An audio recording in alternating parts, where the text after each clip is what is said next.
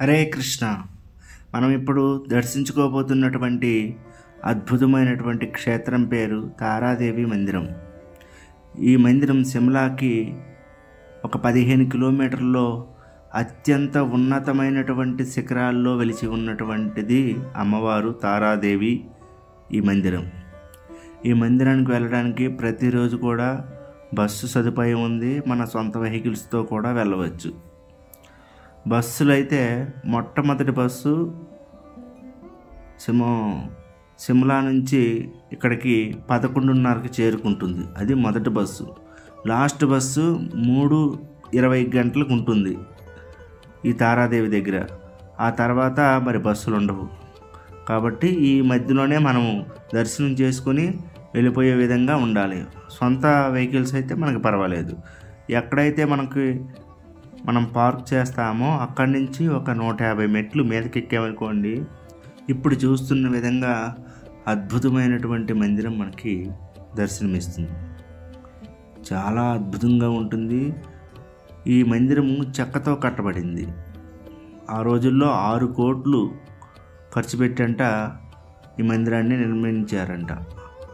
ఆ రోజులంటే 2018వ సంవత్సరంలో నిర్మించారు. ఈ మందిరం ఇంచుమించు ఒక 200-300 సంవత్సరాల క్రితమే ఒక రాజు, ఆ రాజు పేరు ఏం పేరంటే భూపేంద్రసేన అనేటటువంటి రాజు నిర్మించారు. అది కాలక్రమేణా ఎవరో పట్టించుకోకపోవడంతో తర్వాత కాలంలో ఇప్పుడు ఉన్నటువంటి గవర్నమెంటు చొరవ తీసుకొని భక్తుల యొక్క సహాయంతో ఈ మందిరం ఇప్పుడు చూస్తున్న విధంగా వుడ్తోని అద్దాలతో కట్టడం జరిగింది.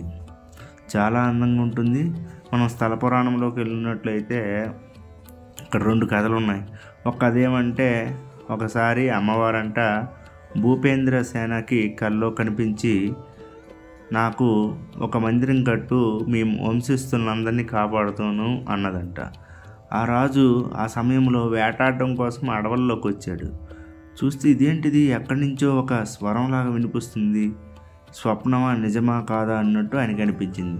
తర్వాత అమ్మా, ఇది నిజంగా నువ్వు అన్నట్లయితే నాకు స్వయంగా ప్రత్యక్షమవ్వు అని అనగానే అమ్మవారు ప్రత్యక్షమయ్యంట ఆ భూపేంద్రసేనకి చెప్పడం జరిగింది. ఈ విధంగా వెంటనే భూపేంద్రసేన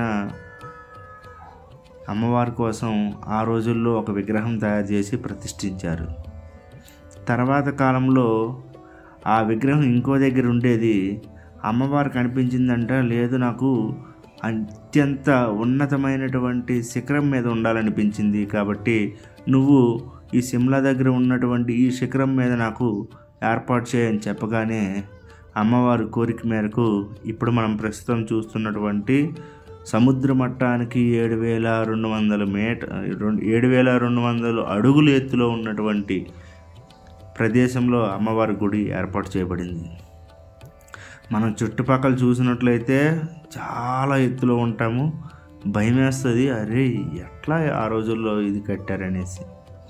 అంత అద్భుతంగా కట్టారు. చాలా బాగుంది. అయితే భగవంతుడి దయ వల్ల, అమ్మవారి దయ వల్ల మనకిప్పుడు 2018 నుండి చూసుకున్నట్లయితే కొత్త రూపంలో అద్భుతంగా కట్టేశారు. ఈ మందిరానికి వెనకాతలే మనకి ఇంకొక మందిరం కూడా ఉంటుంది, వైష్ణవదేవి. ప్రస్తుత మందిరంలో చూసుకున్నట్లయితే అష్టధాతువులతో తయారు చేయబడినటువంటి ముఖ్యమైనటువంటి తారాదేవి ఉంటారు. పక్కనే సరస్వతి అమ్మవారు కూడా ఉంటారు. మళ్ళీ అమ్మవారికి ఇటువైపును చూసుకున్నట్లయితే భద్రకాళి అమ్మవారు కూడా ఉంటారు. ఈ ముగ్గురు మూడు విగ్రహాలు మనకి లోపల కనిపిస్తాయి. మందిరం నుంచి వెనక భాగం నుండి ఇలా వెళ్ళినట్లయితే ఇప్పుడు చూస్తున్నటువంటి దారిలో అక్కడ మధ్యలో ఒక చిన్న మందిరం ఉంటుంది. ఆ మందిరాన్ని వెనకాతలు ఇప్పుడు మనం పెద్ద మందిరం కనిపిస్తుంది. ఆ పెద్ద మందిరమే వైష్ణవీదేవి. ఈ చిన్న మందిరం ఏమొచ్చి భద్రకాళి. చిన్న మందిరంలో భద్రకాళి ఉంటుంది. ఇంకా రెండో కథ ఏమిటంటే, తార అనేటటువంటి ఒక మహాసాధువు ఉండేవాడంట. ఆ సాధువు ఈ ప్రదేశంలో తపస్సు చేసుకుంటూ ఉండడం వల్ల అమ్మవారు ఆయనకి కనిపించి, నేను ఇక్కడ ఉండాలనుకుంటున్నానని చెప్పి ఆయన ద్వారా మన భూపేంద్రసేన అనేటటువంటి రాజుకి కల్లో కనిపించి ఇక్కడ దర్శనమిచ్చింది అనేసి రెండో కళ. ఈ విధంగా భూపేంద్ర సింగ్ ద్వారా కట్టబడింది. తారా అనేటటువంటి భక్తుడికి దర్శనమిచ్చింది. ఈ విధంగా అమ్మవారు తారా అనేటటువంటి భక్తుడి ద్వారా ఇక్కడ ఏర్పడింది కాబట్టి తారాదేవిగా పేరు పొందింది. చాలా బాగుంది. ఈ రెండో మందిరం కూడా వైష్ణవీదేవి మందిరం.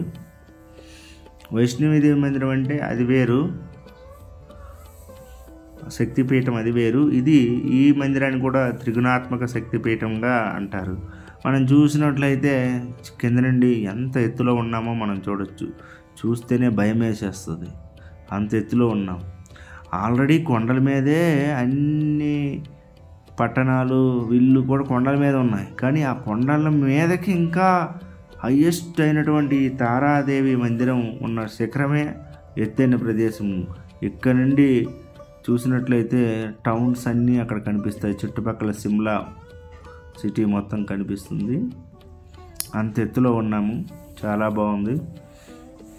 ఇంకా ఈ మందిరం లోపల చూసుకున్నట్లయితే శివుడి యొక్క విగ్రహం, శివుడి యొక్క లింగం ఉంటుంది. శివలింగానికి మనం ఈ విధంగా పూజించుకోవచ్చు, అభిషేకం చేసుకోవచ్చు. పక్కనే వైష్ణవీదేవి ఉంటుంది, కానీ అక్కడ దానికి వీడియో తీయనివ్వలేదు. ఈ విధంగా ఉంటుంది. అమ్మవారు భద్రకాళి, తారాదేవి, నెక్స్ట్ సరస్వతి ముగ్గురు ఉన్నందువలన త్రిగుణాత్మక శక్తిపీఠంగా ఇక్కడ చెప్తూ ఉన్నారు. ఇది కదా. కాబట్టి ఎవరైతే సిమ్లా వస్తారో మస్ట్ అండ్ షుడ్గా తారాదేవి మందిరాన్ని చేరుకోండి. ఎందుకంటే తారాదేవి మందిరం చాలా అందంగా ఉంటుంది, చాలా ఆధ్యాత్మికంగా ఉంటుంది. ప్రశాంతమైనటువంటి వాతావరణం, జప ధ్యానాదులకి చాలా బాగుంటుంది. కానీ ఇక్కడ రాత్రి ఉండనివ్వరు. ఎందుకంటే ఒకప్పుడు విగ్రహ దొంగతనం గట్రా జరిగిందంట. అప్పటి నుంచి జనాలు ఇక్కడ ఉండనివ్వట్లేదు. నేనైతే ఒకరోజు ఉండగలిగాను. సాధువులకి మేము సాధువులు చాలా దూరం నుండి వచ్చామని చెప్పగానే వాళ్ళ మేనేజ్మెంట్తో మాట్లాడి ఒక రోజుకి మనకి అవకాశం ఇచ్చారు. మంచి ప్రసాదం 3 పూటలు కూడా పెట్టారు. చాలా బాగుంది. చాలా ప్రేమగా చూసుకున్నారు ఇక్కడైతే మాత్రం.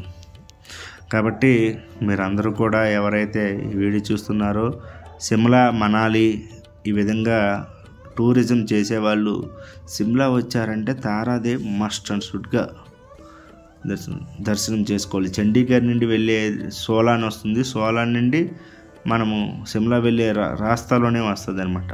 సిమ్లాకి ఒక 15 కిలోమీటర్ల ముందర ఉంటుంది. సూపర్ అంటే సూపర్. హరే కృష్ణ.